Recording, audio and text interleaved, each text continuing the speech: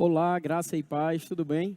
Então, eu estou aqui para falar com você um pouco sobre a matéria Justiça de Deus. É uma das matérias do Rema Brasil, você vai estudar durante 7 aulas essa matéria, e eu tenho alguns minutos para falar com você um pouco sobre essa matéria. Rapaz, quando fala de Justiça de Deus, a primeira coisa que vem na minha cabeça é logo o livro do início, lá Gênesis, no princípio. E eu lembro como Deus criou Adão, como Deus criou Eva.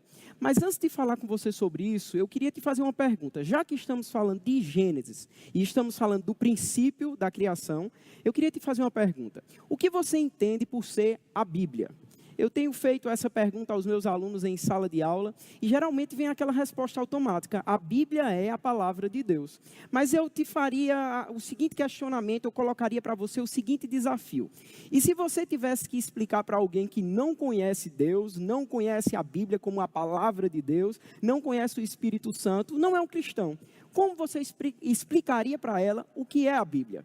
E aí, eu pensando sobre essas coisas, eu cheguei à conclusão que uma boa definição seria a seguinte: a Bíblia é um livro onde Deus conta à humanidade a história da própria humanidade. Ou seja, a Bíblia é Deus contando ao homem a história do próprio homem. E é essa palavra ou essa história que você vai conhecer durante os 2 anos de Rema.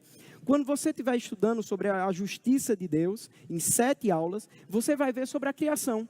E lá no princípio, nesse livro que conta a história do homem ao próprio homem, Deus diz que foi feita a terra estava sem forma e vazia, o Espírito dele pairava sobre as águas, e Deus começou a falar.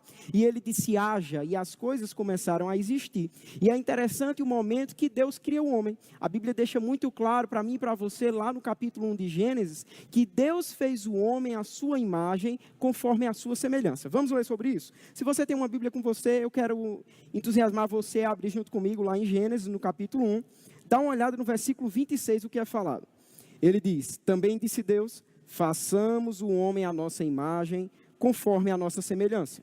Tenha ele domínio sobre os peixes do mar, sobre as aves do céu, sobre os animais domésticos, sobre toda a terra e sobre todos os répteis que rastejam pela terra. 27, ele diz: criou Deus, pois o homem, a sua imagem, aquilo que eu te falei, a imagem de Deus o criou. Homem e mulher os criou.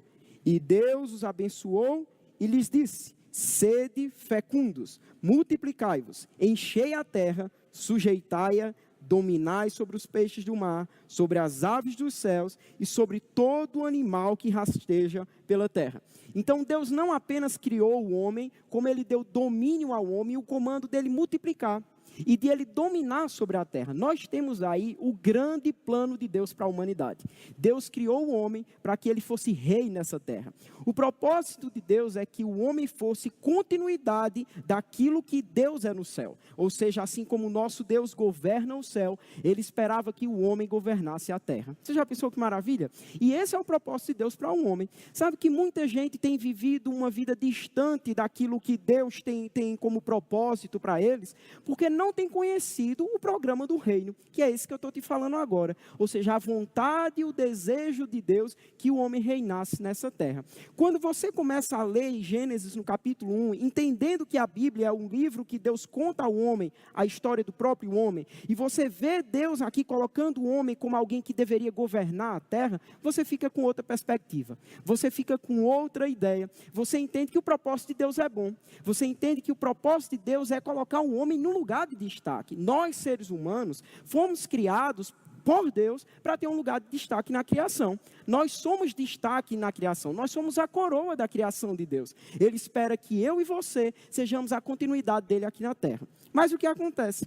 Você é conhecedor dos primeiros capítulos de Gênesis, deve saber que a história não encerrou aí, porque lá no capítulo 3, você vê o momento que Adão e Eva pecaram. Você vê como a serpente veio até Eva com uma conversa bonita, tentando convencê-la de um propósito por trás daquela conversa, e ela acaba conquistando Eva por palavras, e Eva acaba desobedecendo a Deus, porque quando o homem foi colocado no jardim para reinar, foi estabelecido que ele deveria dominar e governar, mas Deus colocou limites, Deus colocou regras para que o homem cumprisse, porque Deus sabia que se ele extrapolasse aqueles limites, que se ele desrespeitasse aquelas regras, ele teria um prejuízo, ele sofreria algumas consequências. Então foi dito que o homem poderia se alimentar do do fruto de todas as árvores que havia no jardim, com exceção do fruto da árvore do conhecimento do bem e do mal. Deus deixou muito claro que se eles comessem do fruto daquela árvore do conhecimento do bem e do mal, eles experimentariam de morte. Naquela conversa que a serpente tem lá com a mulher, ela convence ou tenta convencer Eva de que não era bem aquilo que iria acontecer. Ela pergunta para Eva, olha, Deus disse que vocês não poderiam comer de todos os frutos, de todas as árvores do jardim. A Eva diz, não foi isso que Deus estabeleceu. Nós podemos sim comer do fruto de todas as árvores, com exceção do fruto da árvore do conhecimento do bem e do mal. Mas aí Eva acrescenta algo que Deus não falou. No meio dessa conversa com a serpente, olha só o que ela solta.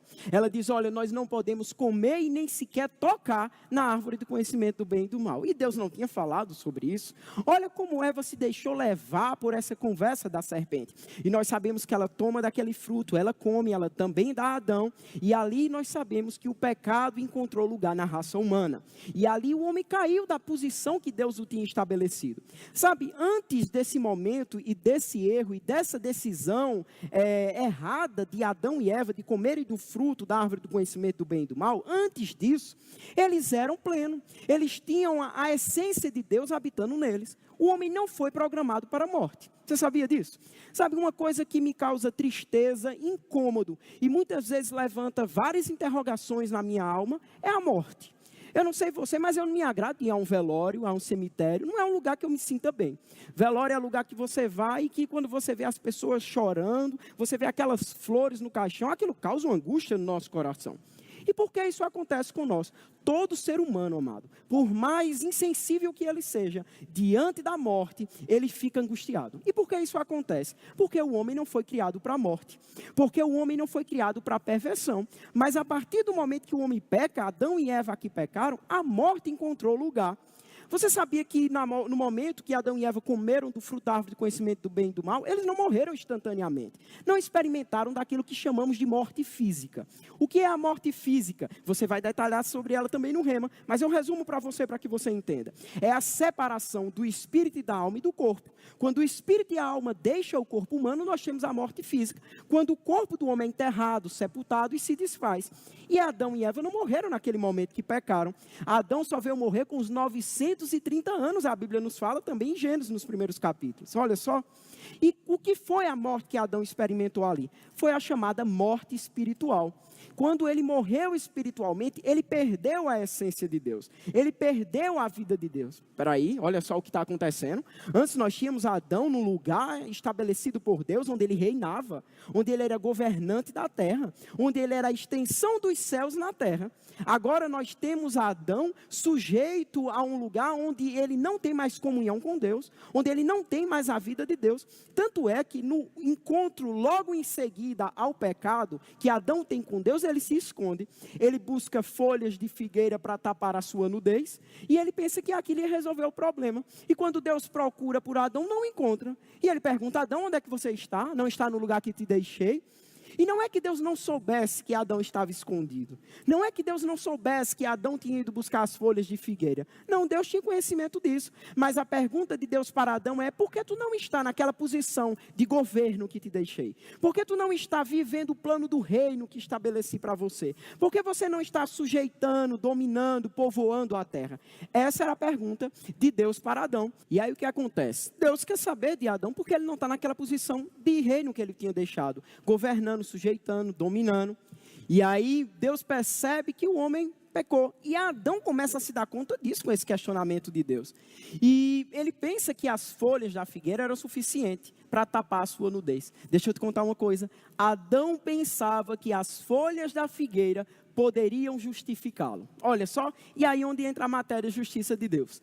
Adão pensava que tapar a nudez permitiria ou levaria ele de volta para o lugar de reino e de governo que Deus tinha estabelecido para ele, mas não é assim que funciona. E Deus deixa claro isso para Adão.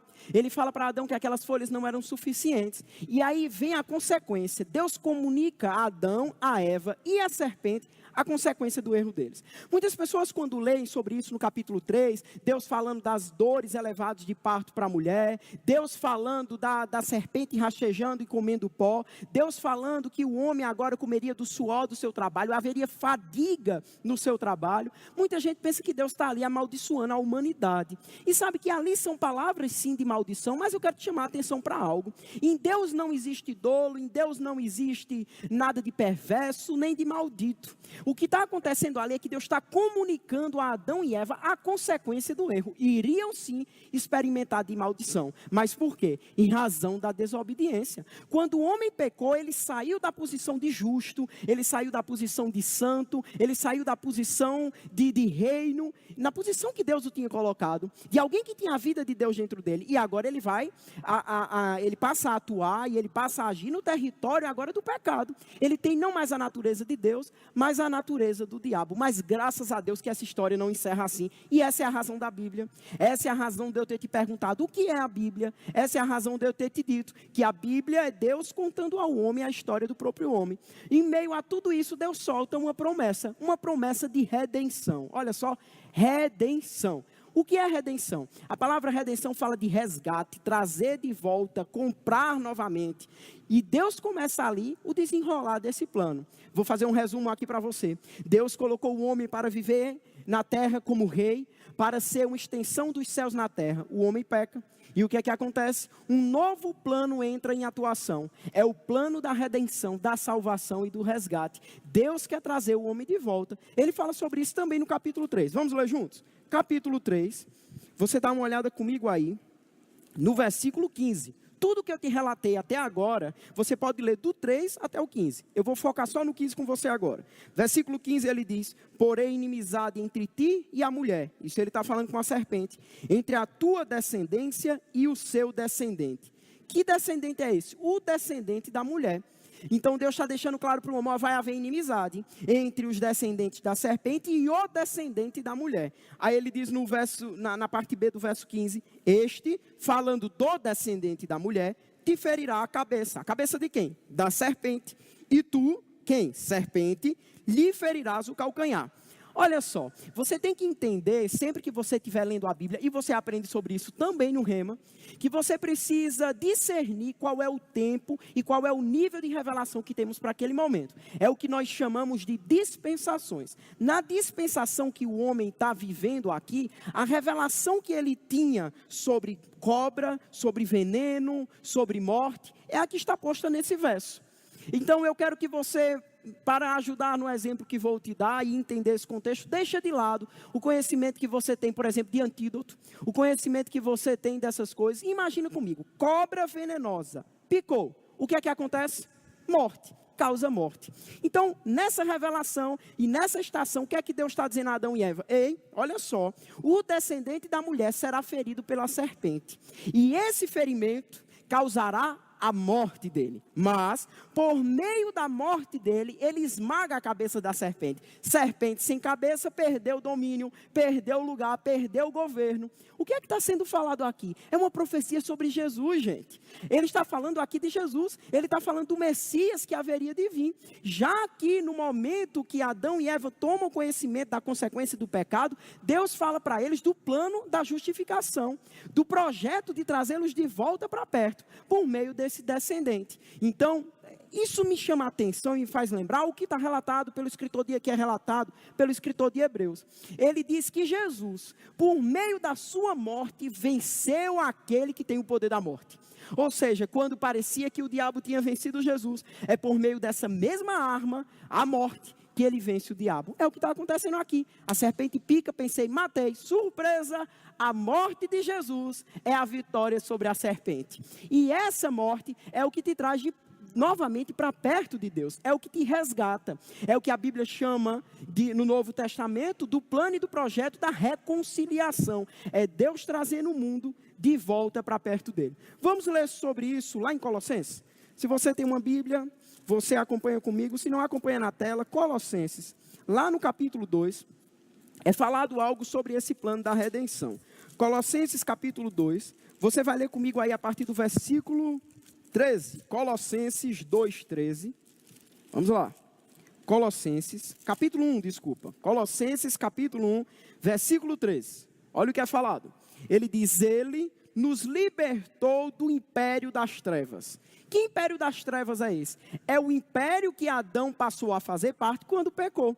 É o império da injustiça, é o império da vergonha. Lembra como ele se escondeu? Todo o sentimento de injustiça, de vergonha, de desprezo, de falta, tudo isso veio da queda. É consequência do pecado do homem. É consequência da desobediência do homem. É o reino das trevas, é o império das trevas. Verso 13 de novo. Ele nos libertou do império das trevas e nos transportou, olha como está aí, para o reino do Filho do seu amor. Lembra que antes o homem vivia no plano do reino? Antes o homem vivia no lugar de domínio? Então ele diz, olha, quando o homem peca, ele cai para um lugar de império de trevas. Mas ele nos transporta de volta. Por meio de Jesus, nós somos trazidos do império das trevas de volta para o reino do Filho do seu amor. Continua comigo no verso 14. Ele diz, no qual temos a redenção, que é o resgate, e a remissão dos pecados. Agora a boa nova que eu tenho para você é essa. E isso vai ferver dentro de você quando você estiver vendo justiça de Deus. Isso vai mexer com o seu coração, com as suas estruturas. Isso vai fazer com que o seu casamento avance. Isso vai fazer com que a sua área financeira avance. A consciência do que vou te dizer agora. E você vai passar 7 aulas falando sobre isso. Jesus não apenas te trouxe de volta. Ele te trouxe de volta e te perdoou. E tem diferença nisso, Eric? Tem. E onde está a diferença? Amado, eu penso que seria uma desgraça Deus nos trazer de volta e não nos perdoar. Por que uma desgraça? Porque imagina você se colocar diante do Senhor do universo, daquele que é santo, puro e verdadeiro, e ele te traz de volta para perto dele, mas você lembra do pecado, você lembra da desobediência, você lembra do império das trevas, e essas coisas ainda te prendem. Ou seja, se você ainda está embaixo de condenação, como você vai viver livre, embora esteja perto de Deus? Você vai viver perto de Deus, mas condenado. Graças a Deus que não é assim que funciona, porque você tem direito à redenção, mas você tem direito à remissão. O que é remissão? Remissão significa perdão. Ele não apenas te resgatou, ele te perdoou, amado. Quando você nasceu de novo, ele te trouxe de volta para o reino e esqueceu dos seus pecados. Não importa o que foi que você fez, não importa o que você cometeu antes, isso foi esquecido. Te trouxe de volta e te perdoou. Ele te trouxe de volta e esqueceu do seu passado. Olha só que maravilha. Isso foi possível por meio de Jesus. O que é que está acontecendo, professor? O que é isso? Que projeto de Deus é esse? É Deus dizendo, eu te criei para reinar. O homem erra e cai desse domínio e desse poder de rei na terra. E Deus diz, eu te criei para reinar, te quero de volta. Ele traz de volta e diz, eu te perdoei. E ele te estabelece agora, não apenas como justo, mas como justiça de Deus. Olha só que maravilha. Você ser chamado de justo já é bom demais. Mas ser chamado de justiça de Deus é muito mais poderoso, amado. Por quê? Quem é o justo? É aquele a quem não pode se atribuir culpa. É aquele a quem não pode se atribuir erro. É aquele a quem não pode se atribuir pecado. Justo. E ele te fez assim. E a justiça de Deus? É alguém que permanece nesse estado de santo. É alguém que permanece nesse estado de perfeito. Eu quero te dar um exemplo bem simplório, mas eu acredito que vai te abençoar. Quando você quer ver o bom resultado de um direito seu nessa terra, você busca a justiça. Você busca a justiça para que o seu direito seja garantido. Não é assim que funciona? Agora, no que diz respeito à justiça divina que tanto falam por aí, que colocam até aquela frase que eu acho uma perversão da Bíblia, completamente distorcida, isso soa tão ruim aos nossos ouvidos, que dizem que a justiça divina tarda, mas não falha. Não, não é assim que funciona. Você precisa entender o que é a justiça divina. Ele te nomeou de justiça divina. Se quando na terra eu quero garantir a boa execução, a aplicação daquilo que é meu por direito, eu busco a justiça, no reino de Deus também. Quando eu quero ver em atuação aquilo que é meu por direito, eu busco o quê? A justiça. O mundo está buscando a justiça divina, amado. E a boa notícia qual é, amado? É que é você a justiça divina. Você é a justiça que o mundo tem buscado. Então o mundo está buscando por justiça e você tem justiça para oferecer. Vamos ler sobre isso? Você olha comigo 2 Coríntios capítulo 5. 2 Coríntios capítulo 5. Dá uma olhada comigo lá. No versículo 21. O que é falado? 2 Coríntios 5, 21. Ele fala o seguinte: aquele que não conheceu o pecado. Quem é esse? Jesus. Ele o fez pecado por nós, para que nele, fôssemos feitos o quê? Justiça de Deus. Você foi feito justiça de Deus. Não existe mais condenação. Nada mais te condena, porque você agora está no lugar onde os seus pecados foram perdoados, e você está bem próximo a Deus. E as pessoas que querem perdão, e as pessoas que querem justificação, devem se achegar à justiça. Onde está a justiça? Você é a justiça de Deus. Você é a justiça de Deus nessa terra. Não existe condenação para você. Uma coisa que vai acontecer muito com você nessa matéria, é que você vai se ver livre daquilo que te condenava. Você vai ter sua alma renovada, você vai ter o seu espírito em fervor, e você vai decidir avançar sem olhar para trás. Então deixa eu te falar uma coisa, começa de agora, pega sua ficha de inscrição, vai fazer o rema, mas começa de agora, declara que você é a justiça de Deus. Quando condenação chegar à sua alma, quando o diabo quiser te condenar, lembra para ele que Jesus veio, e por meio da morte, ele venceu aquele que tem o poder da morte. Ele venceu o diabo, ele venceu o pecado. Não existe mais condenação, está tudo perdoado, o preço foi pago. Quando o diabo quiser te acusar de pecador, lembra para ele que Jesus se fez pecado no teu lugar, para que hoje você não fosse mais chamado de pecador, mas fosse chamado de justo, de justiça, de santo. Amém? Tem muita coisa para ser explicado. Os conceitos de justiça, o conceito de justo. Você vai ver sobre a obra da redenção. Você vai estudar sobre os sacrifícios de sangue na antiga aliança. Você vai estudar sobre o plano da redenção. Então, vem buscar essa palavra. Vem ser ensinado e instruído na verdade. Eu espero que você tenha sido abençoado. Justiça de Deus. Glória a Deus.